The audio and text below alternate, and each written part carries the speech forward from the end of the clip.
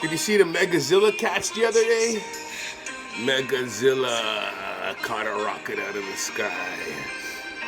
Megazilla. I'm maybe a tiny Zilla. Tiny Zilla. A tiny Zilla.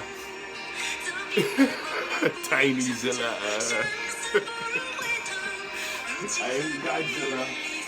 But I could be Indios.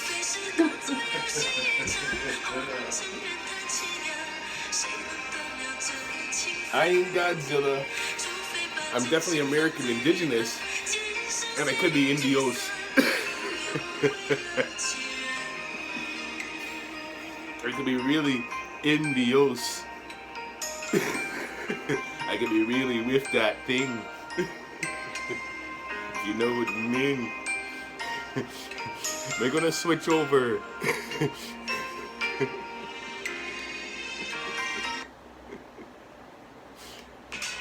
I just made a transition there. I hope you like my transition. My trans. This trans. I hope you like this trans right here.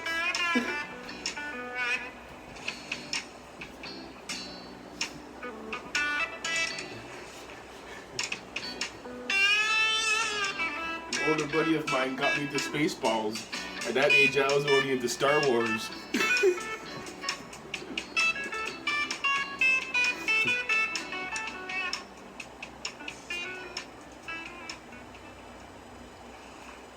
Has me wondering if Darth Vader in the real movie would have been 6 years old, not an adult.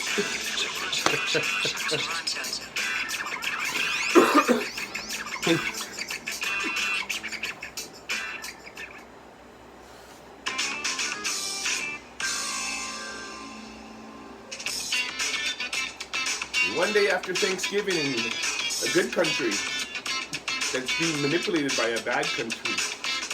From New York, this is Democracy Now!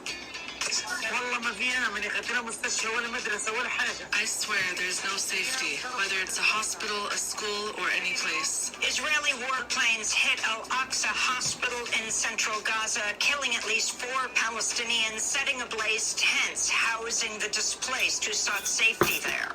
Meanwhile, Israel's intensifying its siege on northern Gaza. Palestine's UN envoy calls the situation there a genocide within a genocide. We'll get an update from the director of Al-Alda Hospital in northern Gaza, who says it will continue its operations there despite Israeli threats that they must evacuate. Then Israel attacks the UNIFIL base twice this weekend in southern Lebanon, as Israel accuses the United Nations UNIFIL peacekeeping forces there of failing to stop Hezbollah attacks. Mr. Secretary General, get the UNIFIL forces out of harm's way. It should be done right now, immediately. This comes as the Biden administration is sending an advanced anti-missile defense system and 100 U.S. troops to Israel, as Israel prepares to launch retaliatory strikes against Iran. Meanwhile, a Hezbollah drone strike on an Israeli army base in Binyamina, just near Haifa, kills 4 Israeli soldiers. We'll speak with Palestinian-American journalist Rami Khouri. All that and more coming up.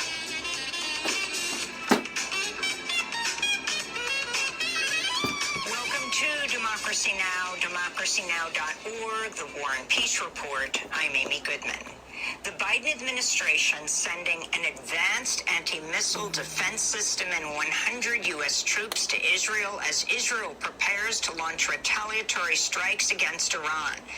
In a statement, a Pentagon spokesperson said, quote, "This action underscores the United States' ironclad commitment to the defense of Israel and to defend Americans in Israel from any further ballistic missile attacks by Iran," unquote. The missile defense system is known as THAAD, Terminal High Altitude Area Defense. Over the past year, the U.S. has sent over 50,000 tons of armaments and military equipment to Israel, but this marks the first significant deployment of troops to Israel over the past year. A new study by the Cost of War Project at Brown University estimates the U.S. has spent nearly $23 billion during that time on the Israeli military and related operations. Christian and Muslim. In news from Gaza, Israeli warplanes bombed a tent encampment on the grounds of Al-Aqsa Hospital in central Deir al-Balah early this morning. At least 4 Palestinians were killed, dozens injured as the bombing set off a massive fire in an area packed with tents housing displaced people who sought safety at the hospital. Survivors said they lost everything in the fire. Reagan never did. At 1:10 Nixon seems a.m., like he we woke would up have. in shock to find a fire rising Eisenhower here. What never can I did. say? Carter I never quickly did. ran with my daughters. I woke them Little up guy, and those quickly guys rushed to didn't Al-Aqsa pander Hospital. to the What can I Zionists. say? Everything has burned. Everything. We As ain't you pandering see, to the I'm a Zionists. mother of 7 daughters. That's Where shall gotta I stop. go? My tent has There is collapsed. no Middle destroyed. East All our clothes and in the belongings most are western gone. Who should we speak to? part Where's the safety? of Arabia. Where's We're the calling East on in all that? countries, the whole world, The most to western stand by part our of the side Arabia. and stop the war on us. We are These exhausted. We've Zionists had enough. are stealing The cash attack came from the hours after Americas. Israel North bombed a America school has a sheltering West Coast, displaced Palestinians in a the Middle Nuseirat East, refugee a Midwest. camp. At least 22 Therefore, people were there's a killed Mid-East in the attack. and an The East UN Coast. reports These it people, planned to use the Zionists, have been site, the stealing Mufti cash school, to from the give out Americans. polio vaccinations today. It On is what it Saturday, is. another History will Israeli tell the truth. airstrike in the Nuseirat When you look refugee back through camp history killed a and see what family has of 8, happened, a mother, real father, history, and their 6 not children, with the propaganda. youngest being just All 8 years everything old. is recorded On for Friday, posterity. Israeli strikes on the Nothing can be Jabalia really refugee erased. camp in northern Nothing can, Gaza with science. killed Real at least scientists. 20 people Not and injured politicians, dozens. scientists. Israel's Just intensifying scientists. attacks on northern Gaza comes as Israeli Prime Minister Benjamin Netanyahu is considering implementing a surrender or starve policy in the area. That's what he's been On doing Fridays, since last Doctors year. Without What are Borders you talking said about? thousands of Over a year he's residents been are doing that. trapped in Jabalia. The group said, quote, "Nobody's allowed to get in or out. Anyone who tries is getting shot," unquote. One Palestinian diplomat, Majid Bamia, decried the Israeli siege, saying, quote, "What is happening in northern Gaza now is a genocide within the genocide," unquote. In news from Israel, 4 Israeli soldiers died in a Hezbollah drone strike on an army base in Binyamina, south of Haifa. More than 60 people were injured in the attack, which struck a dining hall at the base. This comes as Israel's continuing to attack Lebanon, killing scores of people over the weekend. Meanwhile, Israel's facing international condemnation after repeatedly attacking UN peacekeeping forces in southern Lebanon. 5 members of the UN interim force in Lebanon, known as UNIFIL, have been injured in recent days. The UN has also accused Israel of forcibly entering and destroying part of a UNIFIL base near the Israeli border. Israel denies the claim. On Thursday, Israeli troops fired at a UNIFIL watchtower, injuring 2 UNIFIL peacekeepers, both of them Indonesian. The UN has rejected calls by Israeli Prime Minister Benjamin Netanyahu to remove the peacekeeping forces. On Sunday, UN Secretary General Antonio Guterres warned attacks against peacekeepers, quote, "may constitute a war crime," unquote. On Friday, the leaders of France, Italy, and Spain issued a joint statement saying the Israeli attacks on peacekeeping forces are unjustifiable and should immediately come to an end. Lebanon's caretaker prime minister, Najib Mikati, also decried the attacks on the UN troops. The attack on unified forces by Israel is a crime, condemned by us and is directed at the international community, whose sanctity is being violated and whose existence is being threatened by targeting the United Nations security forces. Later in the broadcast, we'll speak with Palestinian journalist Rami Khouri.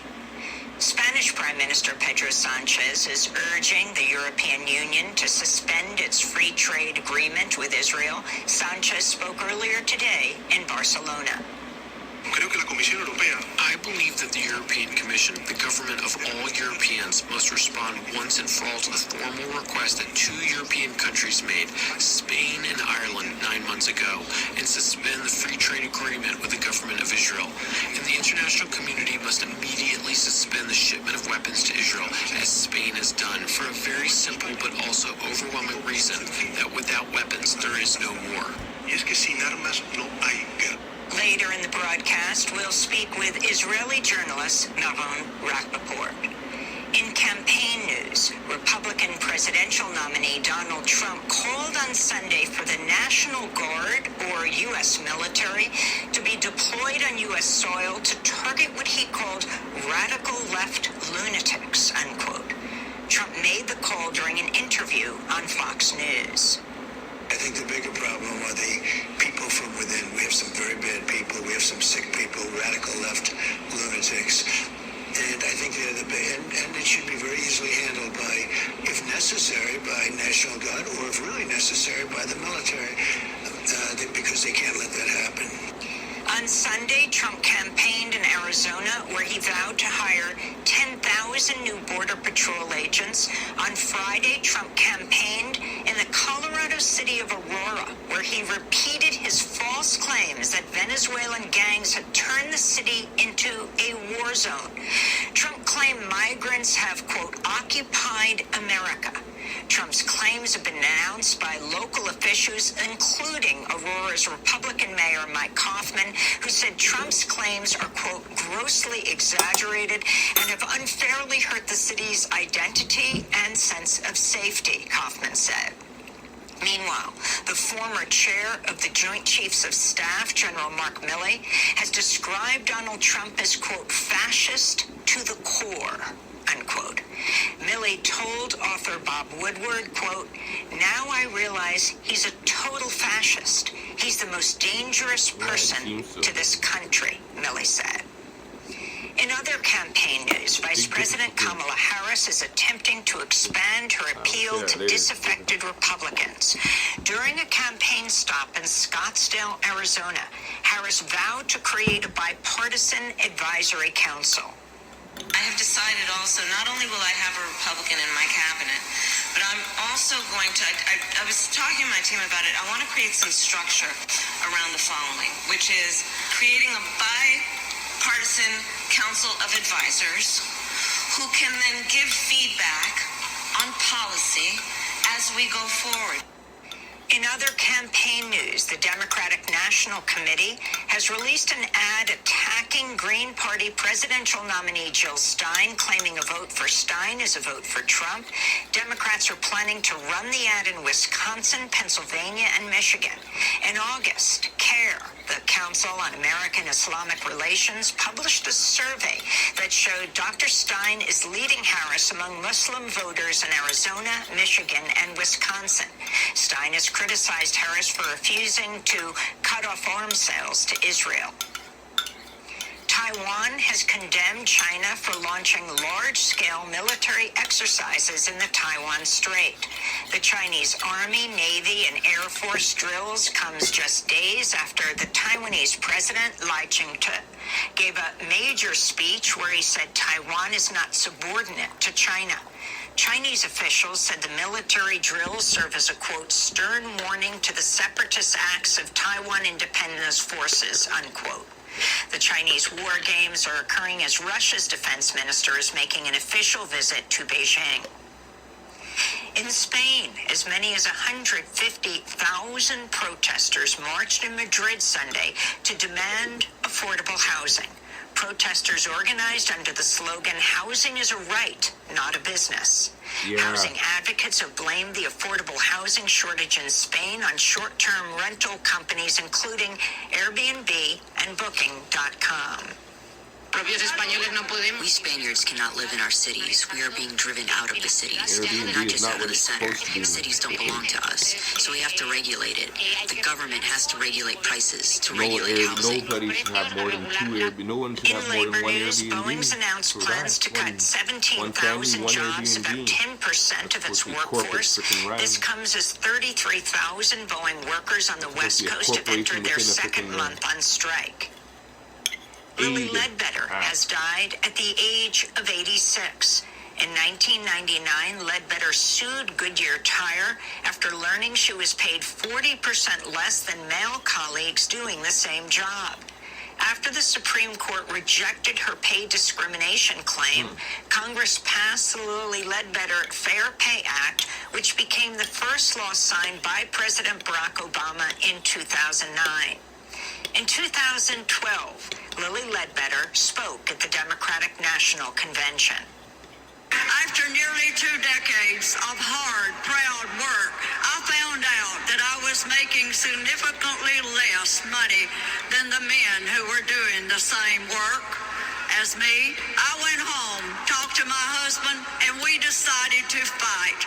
We decided to fight for our family and for your family too.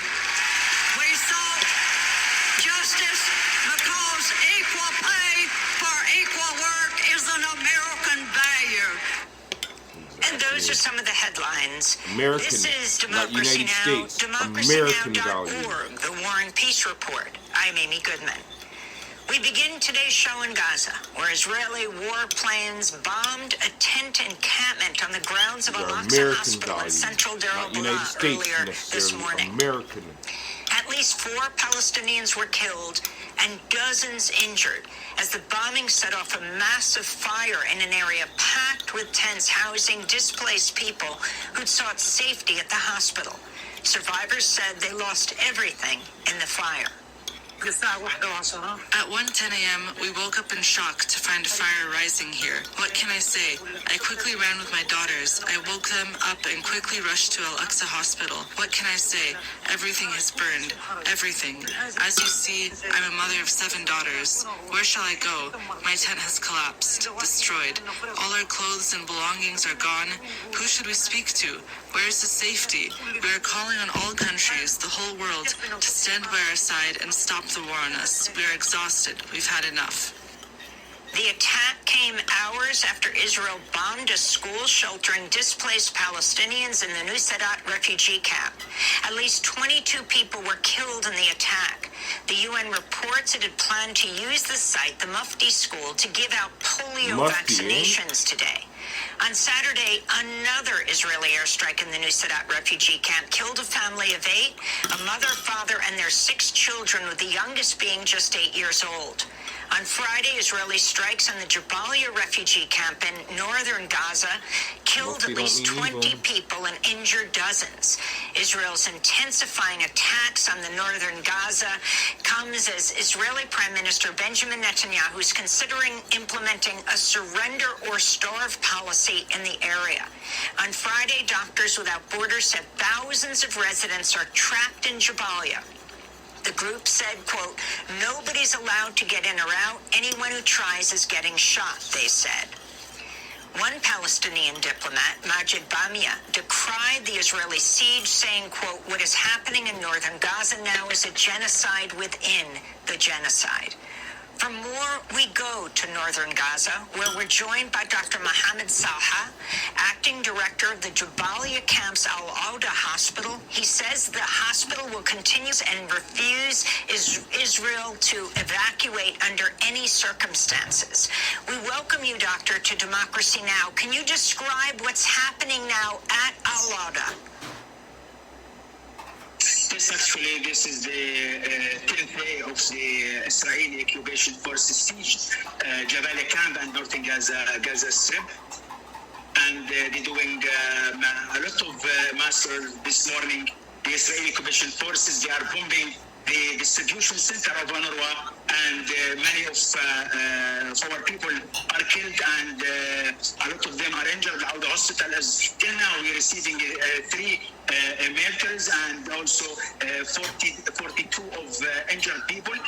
We are doing now 3 of life-saving operation in our operation theater, and now also we are dealing with another 16 of patients. They are inpatient department. They need operation.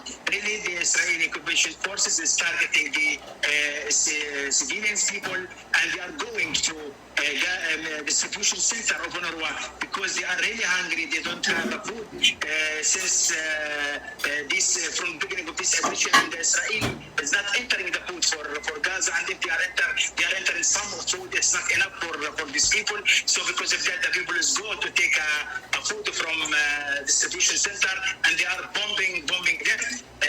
We are dealing with many of injuries in our emergency department, and really we are working under a lot of challenges related to that. We don't have we have shortage in medication, shortage in medical supplies, and we don't have that much fuel. WHO is always trying to enter for the hospitals in the north in Gaza, trying to entering fuel and medication, medical supplies, but always the Israeli occupation forces, they are refuse to enter this for the hospitals, especially in the north in Gaza. Dr. Mohammed Salha, you have, there's been reports of dead bodies everywhere in Jabalia. Is that what you see? And describe where exactly Jabalia is and who is still there. Yes, we have Jabalia. Jabalia camp is a refugee camp. It's in the northern Gaza governorate, and now the Israel is separate Gaza city on the Jabalia, Beit Lahia, and Beit Hanun. This is the 3 villages is now separated from Gaza and Jabalia. Jabalia as a town, because they are cutting the streets. Nobody can move from Gaza to Jabalia, or from Jabalia to Gaza. Also, the Israelis refuse to refer some cases. They need also operation and intervention related to the neurosurgery and also vascular surgeries. We don't have in the north, and also they are refused. Many of the people who is really dead, we can't.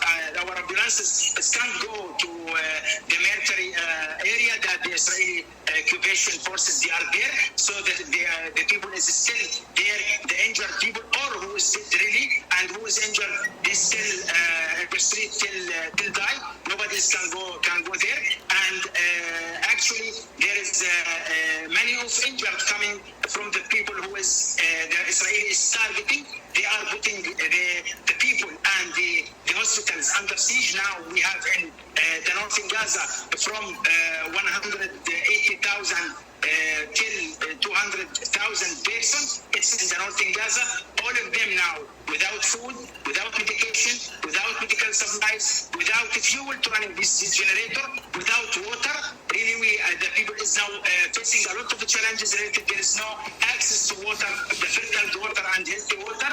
And the people who is also, we are bombing this morning, some people in front of the shelter at the school, UNRWA school in Jabalia camp. These people is going to filling the water in their gallons, and they are bombing these people. 2 of them now we're doing 2 life-saving operations, exploration for 2, 1 girl and 1 boy. They are boy and girl. They are not doing anything, and they are bombing them this morning when they are filling the water. On Tuesday, the Israeli military issued expulsion orders for 3 major hospitals in northern Gaza. Kamel Adwan, your hospital, Al-Ada, and the Indonesian hospital, trapping over 300 critically ill patients, that according to the UN. Are you evacuating the hospital, Al-Ada? No, we have the Israeli occupation forces. They are warning us through Ministry of Health. They are sending messages that these 3 hospitals has to evacuate, and from the beginning of this aggression, Al Hospital is not evacuated from northern Gaza. We are non-government organization. We are working to serve our people, and we are refusing to evacuate Al Hospital because we have many of injured inside our hospital. I am imagine if there is a last Tuesday that we are evacuated, how many patients will be die? How many women will be die? We are doing many of cesarean section operations for women to get there. We have normal delivery for a women, many of women, and they are still now in the hospital because there is the Israeli is now in the areas, so they can't go. So they still this woman. If there is no out the hospital, the people will die in the streets. The women will die in the streets because there is so many need to get birth, and there is also injured people. Our department is full of patients. We increased our capacity of beds to respond to this the huge number of people that they need operation and they need health intervention. And we are opening another department nowadays. How we can evacuate, and now we are opening new departments for our people. The people is really in need, so we can't evacuate the hospital. Last May, they entered in Al and requested me to evacuate the hospital. But really, I am refusing to evacuate this hospital. So I told them, please, we can't evacuate because here we have a lot of injured people. So I will not, and I am staying here with another 15 of my staff, and they are evacuated. Force evacuate the 130 of my team in the hospital, evacuate them to the Western Gaza, and I am stay with patients. So we will not leave our patients behind us. We have to serve them. We have to provide them the health care that they need. Finally, the group Doctors Without Borders says thousands of residents are trapped in Jabalia. The group said, quote, nobody's allowed to get in or out. Anyone who tries to is getting shot. If you can tell us about your own safety and why you're choosing to stay, if in fact that is the case, as they say, anyone who tries to get out is getting shot. Yes, some of the families is trying to go to Gaza, and the Israeli occupation forces, they are shooting them, and actually they are coming to the hospital. We saw some videos related that the Israeli is shooting the families who was trying to evacuate to Gaza City, and we have a decision to stay. It's simply because we will not leave anyone behind us. We will have to serve our people. It's a simple thing. The hospital, we are working under WHO protocol. That means that WHO protocol, it means that we have to work under conflict. So if the hospitals is evacuated, who is willing providing services to the people? Who is willing save these people? So if there is one person in the northern Gaza hospital, now the hospital will not evacuate. If there is one person, because we are here to serve our people and to providing health services for them. This is our decision, and will not lift our people behind us. Dr. Mohammed Salha, Acting Director of Al-Auda Hospital in Jabalia, thank you so much for joining us. Please be safe. This is Democracy Now!, democracynow.org, the War and Peace Report. When we come back, we go to a doctor that just came out of Gaza. Stay with us.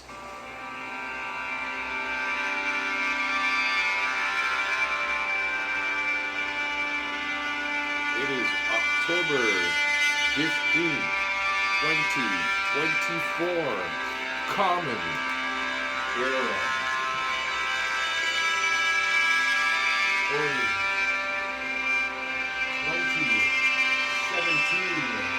Ethiopian calendar.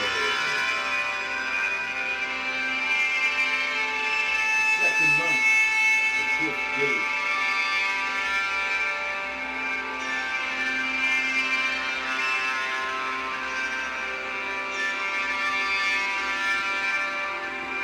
It is 0-0-11 to unpassed. 17 when L passed. 15 kick in passed. before the sun rises, Like the planets when the love kin the sun. will by roll Kramer. over This is Democracy Now!, to a new number. democracynow.org, the War and Peace Report. I'm Amy Goodman. As Israel's intensifying its siege on northern Gaza, Doctors Without Borders said in a statement Friday, 5 of its staff members were trapped in Jabalia. One of its members reported about 20 people were killed in an airstrike on Al-Yemen Al-Sayed Hospital. For more, we go to Dr. Samar Attar, who has volunteered 4 times as a surgeon in North Gaza with Doctors Without Borders and other groups, most recently in June. Dr. Attar has worked in North Gaza at Al-Ada Hospital, like we just heard from its one of its directors, and Kamal Adwan Hospital. He's also worked in South Gaza at European Hospital, Nasser Hospital, and Al-Aqsa Hospital. Can you describe, Doctor, what you are hearing on the ground as we just listened to the director of Al-Ada and how desperate the situation is in Jabalia? And every day the news is desperate. Every day you wake up to text messages and videos from nurses and doctors who I worked with, who we all worked with. I mean, even last night, we got the horrifying videos of people being bombed and burned alive in front of Aqsa Hospital. So every day is a breaking point. Every day is a desperate rush for food, water, fuel, and medicine, and shelter. I wanted to go to the Kamal Adwan Hospital, and this is a clip of a doctor who is there describing what's going on the ground within this hospital where you, Dr. Samar Attar, have also worked. What is happening is a process of attrition, a siege, and artillery shelling. Tanks are present, and the occupation forces are stationed at the walls of these schools. They are surrounding Shadi Abu Ghazala School, Al-Fallujah School, and Hafsa bint Omar Government School. The army is now at the rear walls of these schools. We hope the world intervenes to lift the siege on the Jabalia camp, find solutions for the wounded, and provide the necessary medical supplies to these injured people. That's Hani Hamad, a doctor describing what's happening. And now we're going to go to a doctor inside the Kamal Adwan Hospital, Dr. Hassam Abu Safia, the director of the hospital, in another video. We're facing a new challenge and a catastrophic situation that will worsen in the coming hours if there's no fuel supply for emergency services.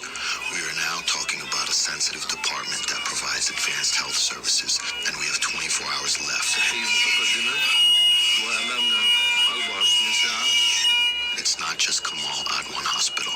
Al-Adwa and the Indonesian hospital are also on the verge of running out of the remaining fuel. We are facing a genuine health disaster if fuel is not delivered, as it would result in catastrophe. We hope there will be attentive ears that will listen to us and assist in enhancing health services. Dr. Hussam Abu Safia, director of the Kamal Adwan Hospital, describing what's going on in his hospital. Dr. Samar Attar, you worked there as well as other places in North Gaza. Explain what's actually happening. Israel dividing Gaza, the north off from the rest of Gaza, and what this means for the people inside and the targeting in particular of these hospitals. Yeah, I know the people on that video. I worked with them. They're just truly remarkable. But when we worked in the north, I mean, that whole area has always been cut off. When you work in that area, you feel cut off from the rest of the world. You might as well be at the top of Mount Everest because they're always waiting for fuel. They're always waiting for food. Some days we just didn't have the equipment we needed to do what we needed to do. So no gowns, no drapes, instruments weren't sterile. There'd be so many people trying to get through the front door after a bombing attack. There'd be no place to step. The floors would be smeared with blood and body parts, and you'd be stepping over dead bodies to try to get to the living. And most people died. I mean, some days the most you could do is just hold people's hand and look them in the eyes. You watch them die, either because they were malnourished, they were starving, or we had no blood to give them. every day it felt like that. Every day in the north felt like that. And the directors there only got a chance to breathe once a shipment of fuel and medicine and food came in, and that was always a Hail Mary. That was always felt like it was last minute.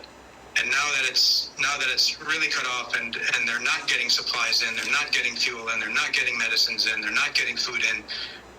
Now they're really desperate, because before people would arrive last minute, they would arrive before the point of no return, and now that seems to be happening. And can you talk specifically about the children in these hospitals? The number of children who are died, who are maimed, who've had amputations, well over 1,000 now are alive but amputated. The situation there, and this latest situation where one of the hospitals was the site of what was supposed to be a vaccination program today. Yeah, you leave all of them behind. That's the hard part. You hate to see anyone suffer or die, but when you're just seeing innocent kids, it's not just the physical wounds too. I remember one little girl, she was caught in an airstrike and she was buried alive for 12 hours next to her dead parents. And then she got dug out and we had to perform emergency surgery on her leg. There's another little girl, 5 years old. She came in with both legs just mangled after an explosion, and her mom was begging us not to amputate her legs. And we both knew her legs weren't going to make it. But those are the conversations we have to have. And I remember another 7-year-old girl came in with her arm just missing. Her arm was it was blown off. And the surgeon across from me, just a very stoic, unemotional, strong, resilient surgeon, just broke down in tears. He had it after 6 months. Just couldn't take it anymore. So that toll is very exacting. I mean, the physical wounds you can get to heal. You can get an amputation wound to heal, but it's the psychic scars of seeing your parents buried alive, or you're buried alive and they're dead, and you're looking at them. Everyone in Gaza, every bed you go to has a horrifying story of loss, of losing a home, losing a loved one, losing a limb, losing an eye. And it never ends. And it just, every day you wake up to more and more of it. And that's just what makes it so horrifying.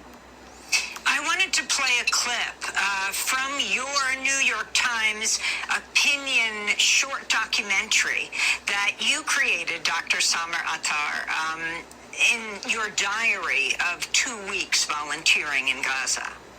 The World Health Organization has documented 450 attacks on the healthcare system since October 7.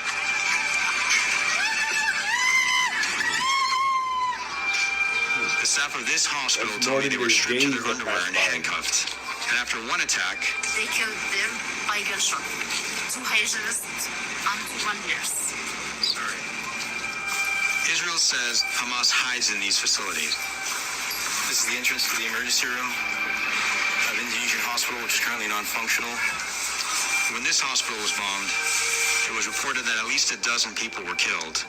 But that's a massive understatement. Because when this CT scanner was destroyed, countless Gazans were given a death sentence. This patient, both of these patients, every single one of these patients needs a CT scan to diagnose their injury. For this patient, in normal situation, we need to plan CT. So just keep an eye on him and make sure nothing bad happens, and if it does, we do our best. We cannot do anything.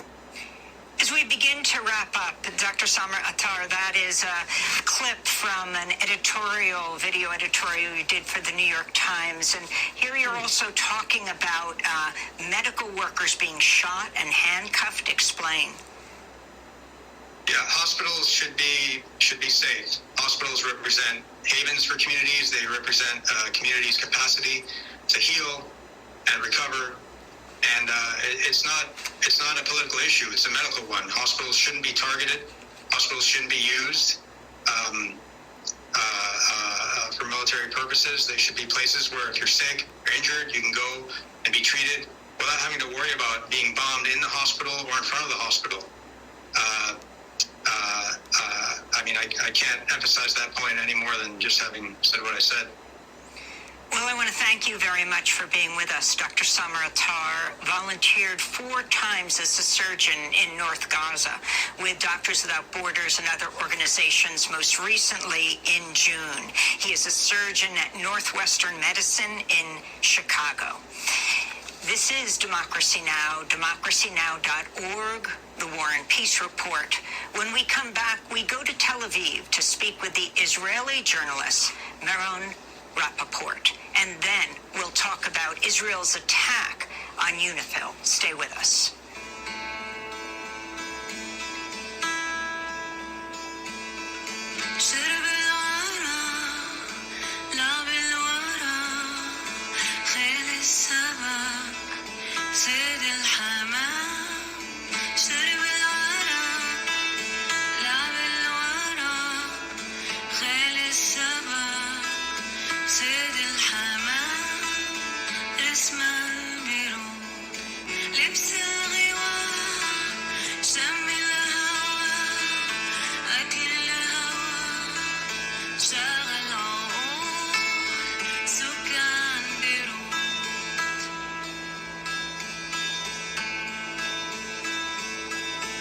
My eyes, through my eyes, actually everything they say that happened in history between 1930 and 1975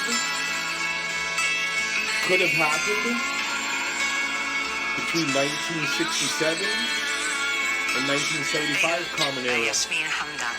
This is Democracy Now!, democracynow.org. I'm Amy Goodman. Israel's intensifying attacks and siege on northern Gaza comes as Israeli Prime Minister Benjamin Netanyahu is considering implementing a surrender or starve policy in the area.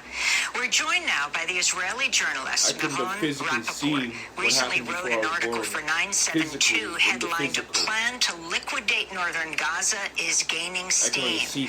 Meron is an editor and writer at the independent Israeli news site Local Call, a columnist at 972 magazine. On Saturday, he was awarded the prestigious Golden Dove for Peace by the International Research Institute Disarmament Archive in Rome, Italy. In his acceptance speech, he said, although journalism alone cannot bring peace, it can open spaces of humanity. We welcome you, Meron, to Democracy Now! If you can start off by talking about what you are saying, what the policy of Israel now is in Gaza, the separation of Gaza, what it means as you talk about the starving of Gaza.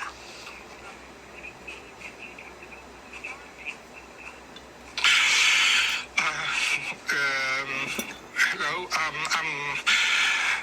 Of course, we don't know exactly what is the Israeli plan now.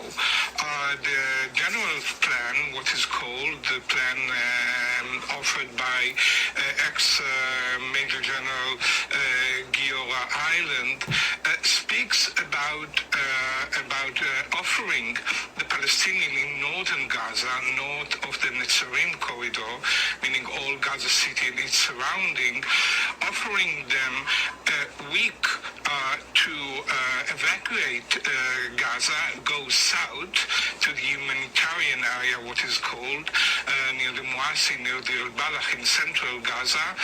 And then after a week, there will be a total siege on northern Gaza, and a siege meaning no food, no water, no electricity, no medicine, nothing. And in a week time, all those who stay will be considered terrorists that could be hit. The idea is that the civil population will leave, only the Hamas militant will stay, and therefore Israel will be able to clean this area. This is the plan by General Island. The plan was not adopted officially, neither by the government, although it is said that Netanyahu is considering it, and nor by the army officially. The operation now in Jabalia that we heard about is officially not part of this plan, but it does seem that many parts of this plan are being implemented on the ground. We heard that there is no supplies coming into northern Gaza at all. In the last 2 weeks, we are seeing this evacuation order to the population of northern Gaza and to the hospitals in northern Gaza. So we have the sense here that this plan is being actually implemented without being officially adopted. One of the people who escaped the Jabalia refugee camp told the Financial Times it seems that the Jabalia camp will be deleted from Gaza's geography. If you can talk more about the intentions of Israel right now. I mean, just in the last week, more than 150 Palestinians have been killed by Israeli airstrikes around the camp, thousands more trapped. Israel encircling the area, leaving only one exit. And what as we speak to you in Tel Aviv, you're an Israeli journalist, what does the Israeli population understand what's happening in Gaza?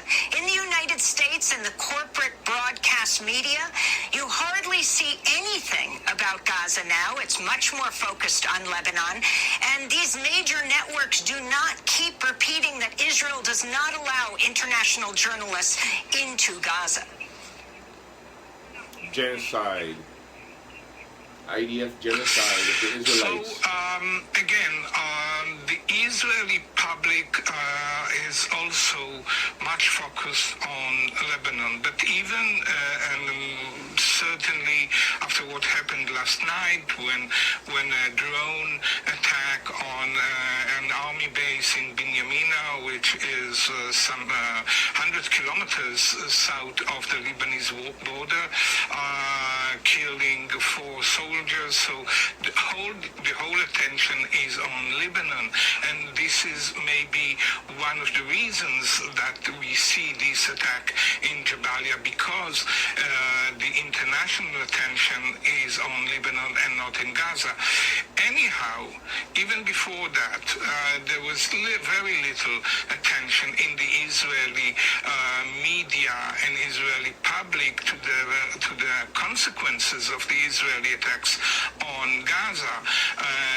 And if there was some attention, it was mainly seen as what Israel is doing is right, that destroying Gaza, destroying physically Gaza City and its neighborhoods and the camps around it is a logical thing to do as a response to October 7, because if there will be no Gaza, then there will be no threat. That is how very, very many Israelis see it. So this is, generally speaking, the Israeli response.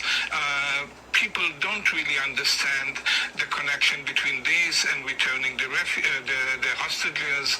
Don't see a connection with this and continuing of the war.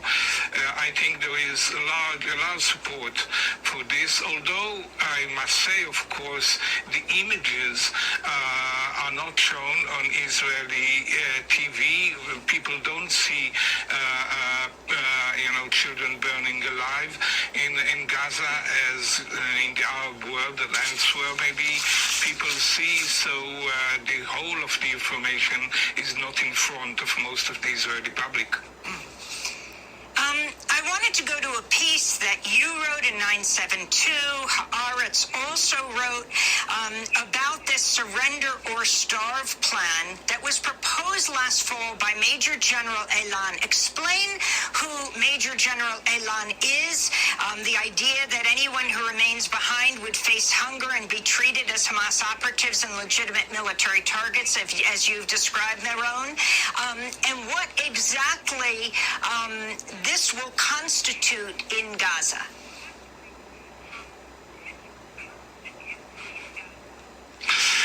Again, the plan by Major General Island, the ex-general, is, as I said, to give the population a week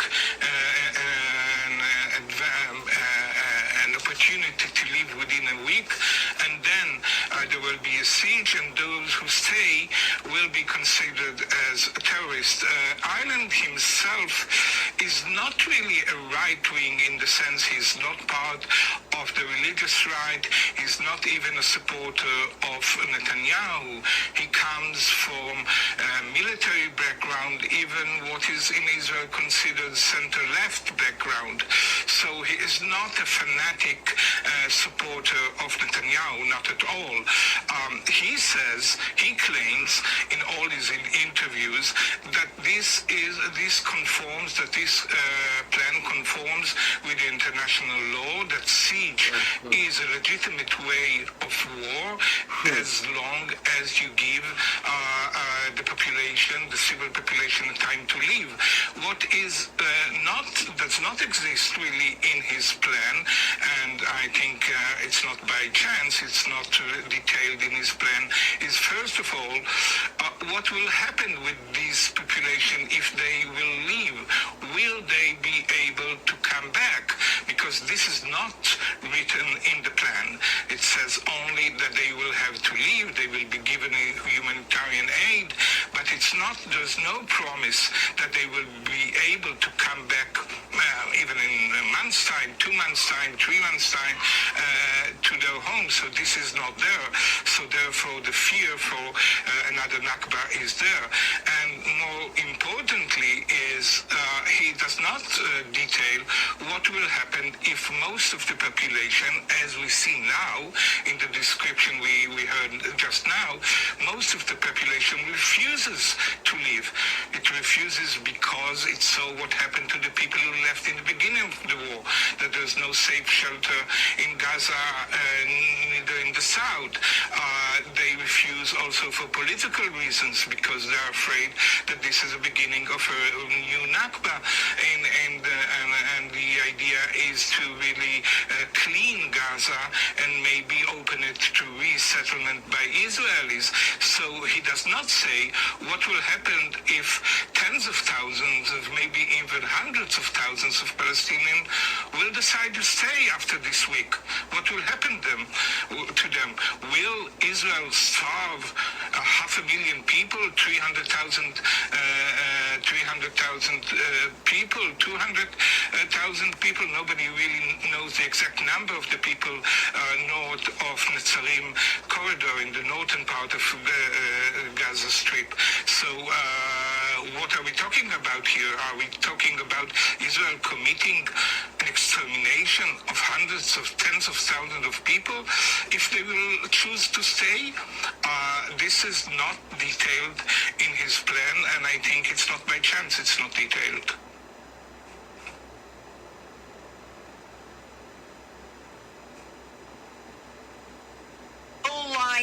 Really somewhat low-tech drone that Hezbollah sent into Israel near Haifa.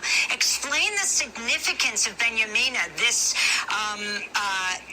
military base that houses the Golani Brigade, and the deaths of 4 Israeli soldiers and the wounding of 60, what this means for Israel right now.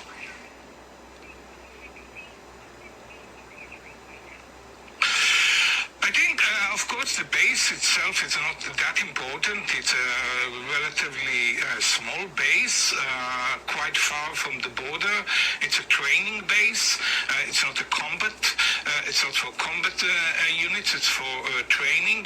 So the base itself is not extremely important. But the fact that a drone arrived so far, almost 100 kilometers from the Lebanese border, and was very precise, hitting a dining room in this army bases,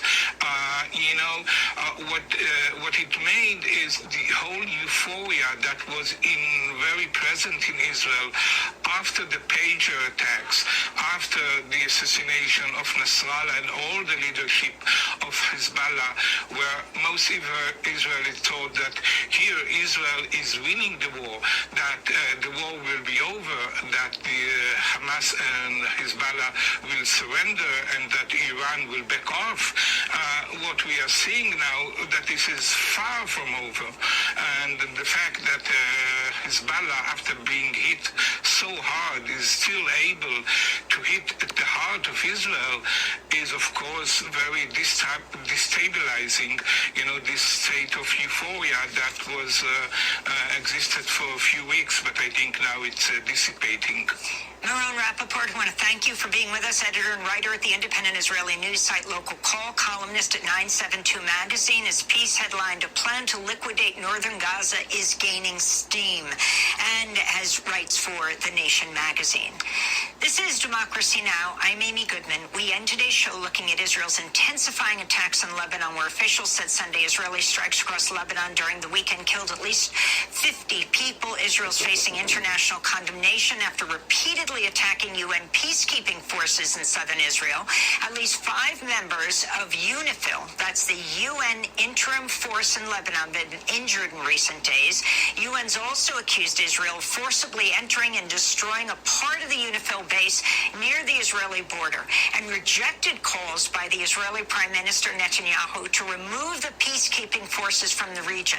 On Sunday, UN Secretary General Guterres warned attacks against peacekeepers, quote, may constitute a war crime. For more, we go to Boston, where we're joined by Rami Khouri, Palestinian-American journalist, senior public policy fellow at American University of Beirut. Welcome back to Democracy Now!, Rami. In these last 6 minutes that we have, if you can talk about the significance of the attack on the UN base, the injuring of the 2 UN Indonesian peacekeepers. The UNIFIL is made up of peacekeepers from a number of different countries, including Indonesia and Italy and other places. Essentially, is this attack on the United Nations?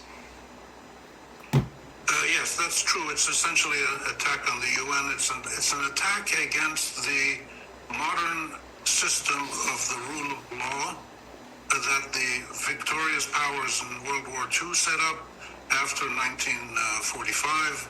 The UN, development agencies, humanitarian law codes, all kinds of things that were supposed to make the world safe from another genocide as happened in Nazi Germany. And the message of Israel is, this is nonsense. None of this makes sense to us. We're not going to respect any of this stuff. People can make up any laws, they can make up any courts, they can do whatever they want around the world. The people of Israel, and there's a difference between the people of Israel and the Jewish people, because not all Jewish people in the world agree with this, but the people of Israel seem to accept fully the policy of the Israeli government now to kill and burn alive and torture people in Palestine and now in Lebanon in any way they want to achieve what the Israeli government says is its security. But this is a flawed policy, because what we've seen around the region for years is that this kind of savagery only brings about greater responses and greater determination to fight it, now to the point where the state of Iran, not just a militia somewhere, but the government of Iran is involved in the battle, and the U.S. is sending more troops and anti-aircraft defense systems to Israel and expanding its bases around the region. So the message of Israel is, we don't care about anything except Israel, and we'll destroy the whole region if we need to. And this is something that is possible. I don't think it's going to happen, but a regional conflagration with the U.S. and Iran now facing off against each other, and Iran and Israel firing missiles back and forth at each other, and Hezbollah and Iran both showing that they have the technology to evade Israel's air defense systems and hit precise targets. That they're still only hitting military targets. They haven't gone after civilians as the Israelis have. This is the bigger picture that we have to look at in the region. And the Israelis don't seem to understand that the Palestinian people and Lebanese people and Iranians and everybody else in the region are human beings, just like the Israelis and Jewish people are human beings. And they should go back to Masada, the great fortress on overlooking the Dead Sea, where In 73 AD, the Jewish forces there preferred to die by suicide rather than to be killed or taken slaves by the Romans who had laid siege to them. And now the situation is reversed, that the Israelis or the Romans, they're laying siege to parts of Gaza, they're destroying parts of Lebanon, they're threatening Iran, and the people are not going to surrender. They will die, and many of them are dying. People, doctors, as we just heard, saying we're not going to evacuate our hospitals. We'll die with our patients. This is a human reaction. It's not a Palestinian or Arab or Islamic. It's a human reaction that the Jewish people showed the world in their history and in their biblical texts, which are widely adopted, that this is how human beings survive. They survive by defending their dignity and their physical life. And this is where we are now in this battle. And the UN is one of the targets. UNRWA is something that Israel has been trying to shadow for years. They don't allow Guterres to come into Israel anymore. This is a terrible trajectory, and people will fight back against it. Rami, in this last minute we have, you now have, in light of all of this, still the U.S. is sending 100 troops. This is completely new, and this anti-missile THAAD system. And this in the midst of this, to say the least, extremely significant election, which is neck and neck between Donald Trump and Kamala Harris.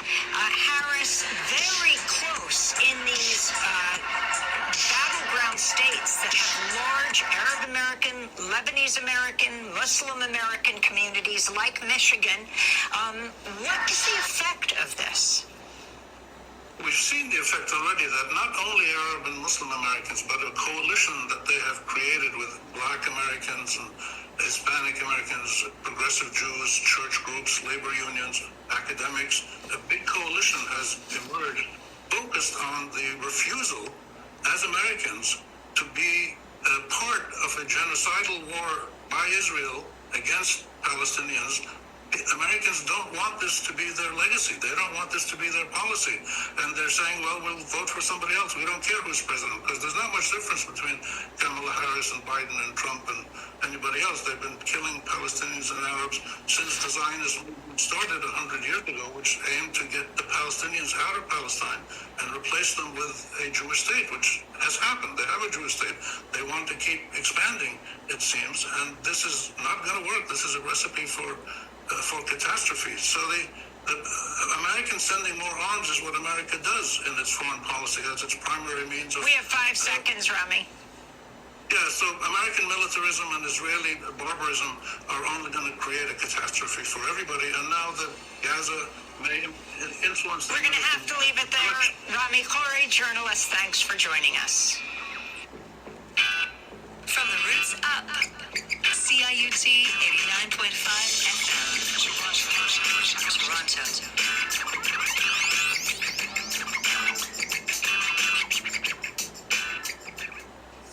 Messing with them plus you Chizzy on the dry slow, sailing on that hydro, cruising in my photo. Only fly, you just pull up in and take off. There we go. That was Democracy Now! Instagram cut my feed though, but though I saw a post. So I'm bringing truckloads, and now these truckers are taking hot loads. My name is Shock Man, president of .O. The game's been a rap ever since high school. So breezy that I'm moving with my eyes closed. So easy, but the singing got the rivals. American Indigenous chocolate came to America. Cocoa axolotl, cocoa axolotl, cocoa axolotl, cocoa axolotl, cocoa axolotl, cocoa axolotl, cocoa, caco.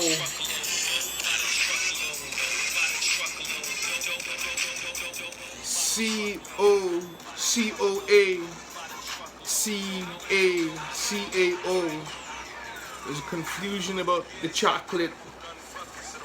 When you say chocolate, the lit part is latte, so it's not purely cocoa. It's not cocoa tea. when people say they want a warm cup of cocoa, they might mean there's no milk in it, no latte. But I think I got the Aztec word pronounced about right. Coco laxit, something like that. That's a gift of the Mayan and the Aztec to the world. Chocolate without the latte, cocoa tea. Some people seem to confuse COCOA and CACAO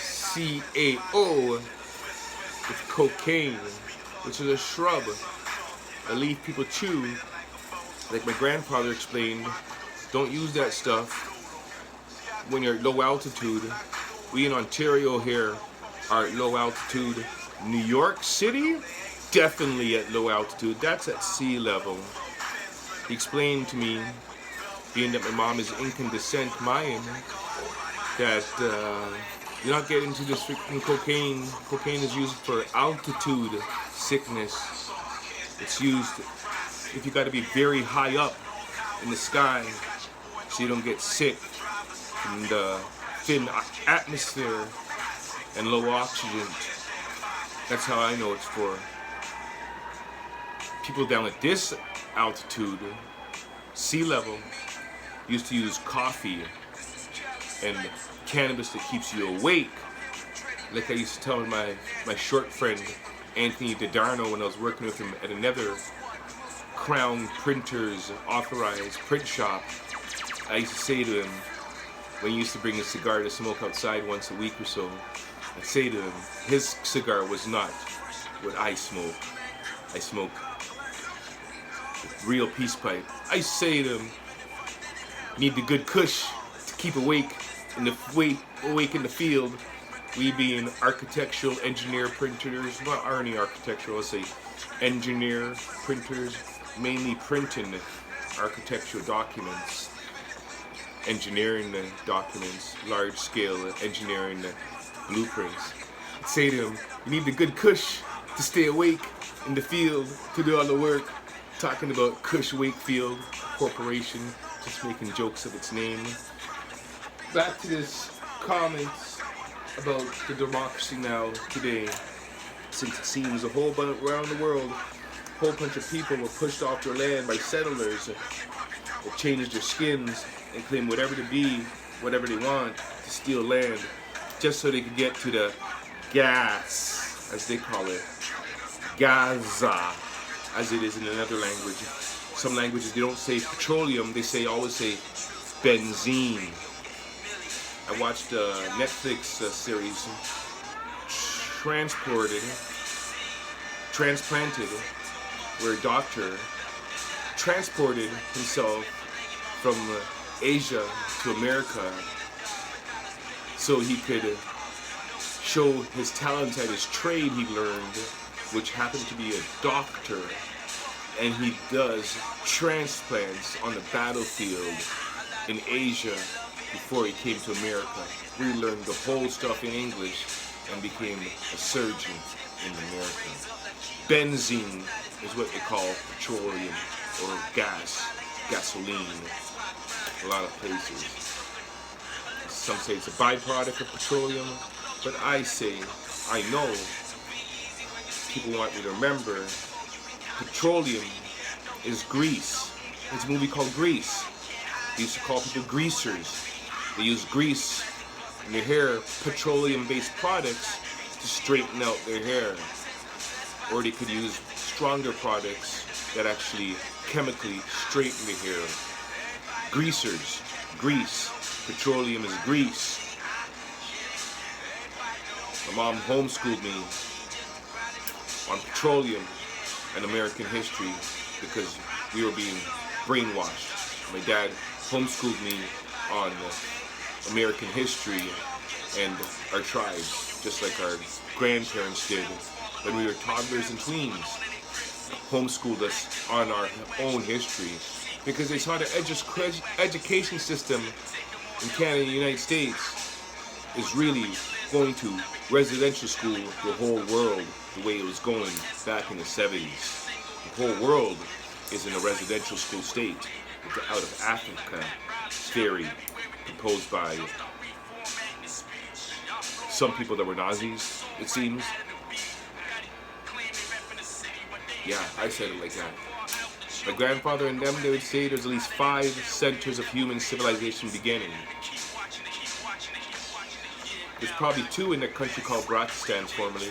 There probably was the Ganges and the Saraswati, which dried up. Then you go to China and there's Yangtze. There probably is others. Then you go to South America, Peru. There's that one. Then there's the Amazon and an Orinoco. There probably could be others. In Central America, it was known back then, the Olmec.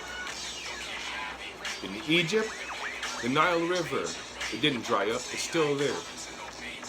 The Egyptian on the Nile River. Further on in time, their history would say they came from Chad, and there's evidence in Chad of Egyptian hieroglyphs. And Lake Chad dried up thousands of years ago. Then there's the Volga and the Danube, St. Lawrence, Vancouver Island.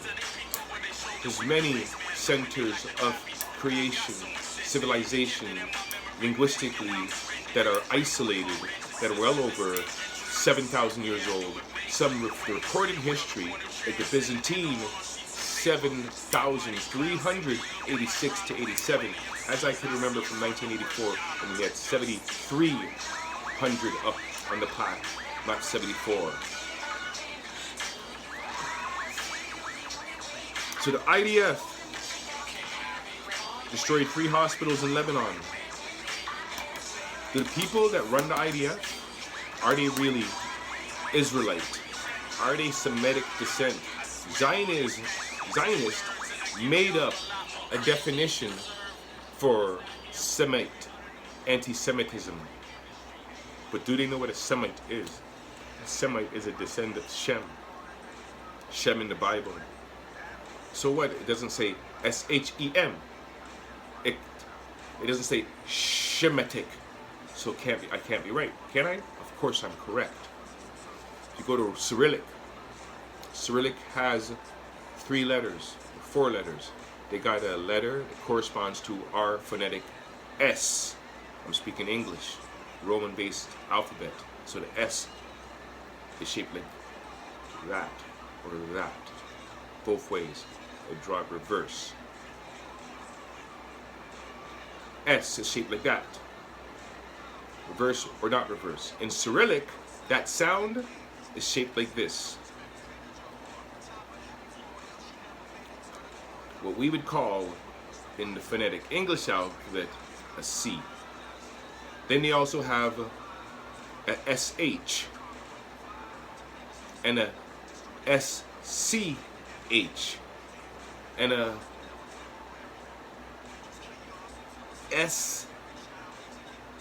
STCH, something like that.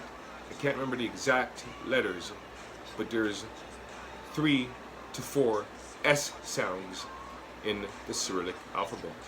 The same can be said for the Hebrew. They have at least 2 sounds derived from S.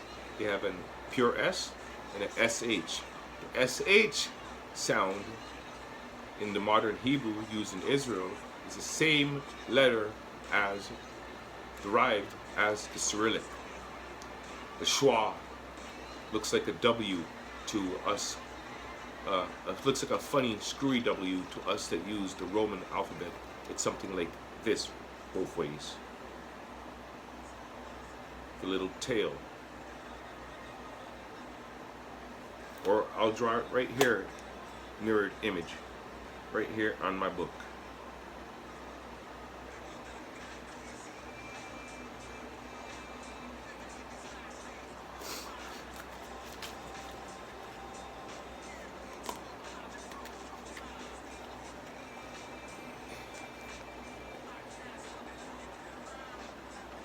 It's not focusing well, I think. How could I get it there? Well,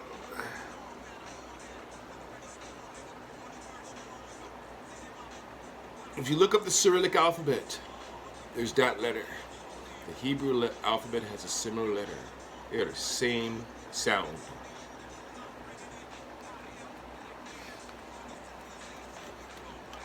S and SH, SCH, all languages don't have that sound. Languages like phonetic-based languages, starting Helleninko, called Greek in English, it's 22 to 23 characters. English, modern English, something like 26. Something like Icelandic has slightly more. Languages like Hindi have 45 consonants, and then they have what is called, I don't know if I have the pronunciation correct, diaphones over the consonants, which give you more vowel varieties than in English. They got an A, a double A, E, double I, double E, I, double I. They got an O, they got double O, they got a U, they got a double U. They got AI, they got long U, they got Y, something almost like 12. I can't remember off the top of my head. If I see them, I know about what sounds they correspond to. Every day of the week, it's not easy to remember 4 out of 5 alphabets and characters like logarithmic, my tongue is falling apart. I gotta dip my head into the bowl there. Aye.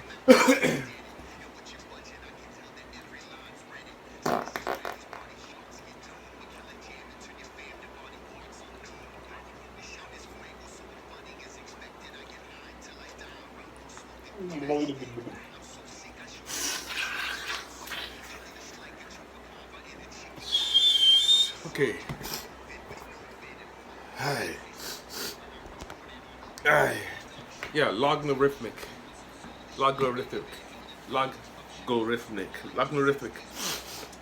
Like Egyptian, Chinese, or Mayan glyphs. That is, have pictures, drawn pictures for each syllable sound. For instance, like in Egyptian, it's equivalent to an ox head for the sound of an A kind of thing, and that letter became A eventually.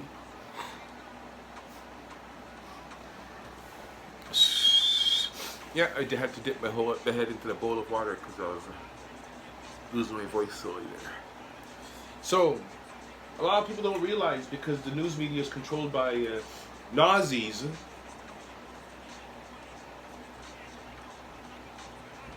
but people keep on saying Jews control the media because they claim to be Israeli, but they're really national Arlamini socialists, party, group, people, association, trying to dominate the world with their version of science, the science, and their version of history, residential school education given to the whole world.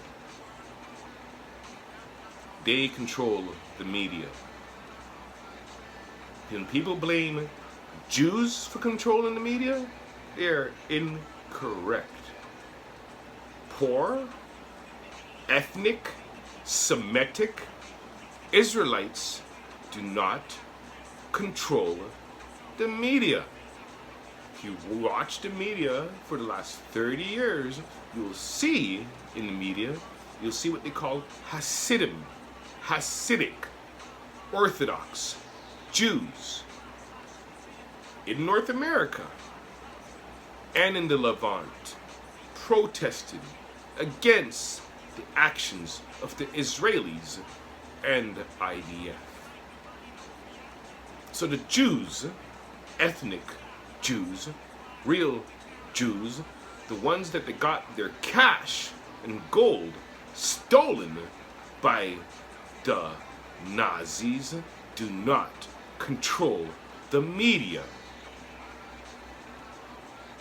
They are just being blamed for the control of the media, just like poor innocent Germans are being blamed for the Nazis, when the Nazi party existed in a lot of Western countries, and Hitler, the socialist, got his idea for Nazism for white Yankees' treatments of what white Yankee labeled black in the Americas.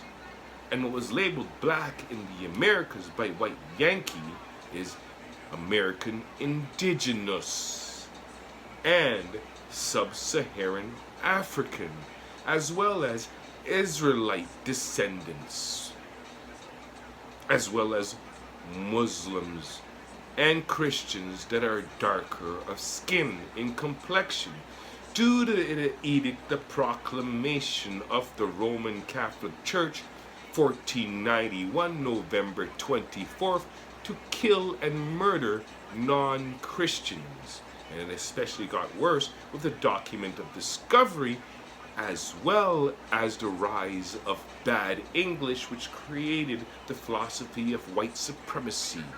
Water is transparent. Even coffee, if you pour it and look at it, you could see through it. Your skin is not transparent. What is the content? What is your soul like? Is your soul like water? Or is your soul like petroleum tar grease? You cannot see through that.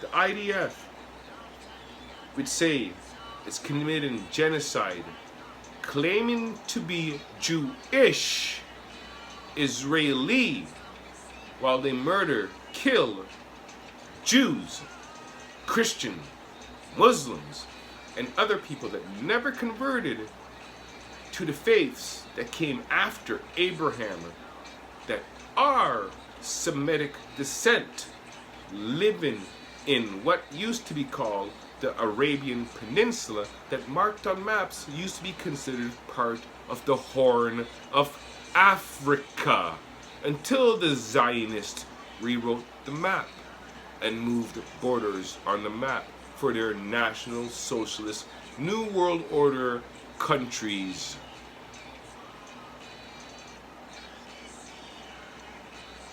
The solution to this problem is genetic tests, which they have known since 1978 and was talked about at a bishop conference in 1978. It could have been in Rome. DNA tests will prove who the real Israelites are and who the people are that go around the world shifting their culture and skin to claim to be things they are not, because they control the cash. Therefore, if they control the cash, they control the narrative.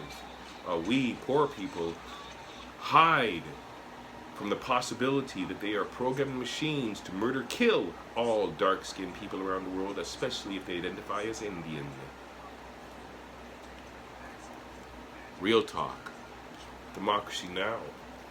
Amy Goodman and rants with Shaknogi on an island that used to have fruit bats, but no longer has those fruit bats, since the Zionists came here and said they don't give a fuck about what happens to the people they push off the land to get to that gas they want. Take care. Hopefully the world gets better when the Zionists stop being just like Nazis that they are.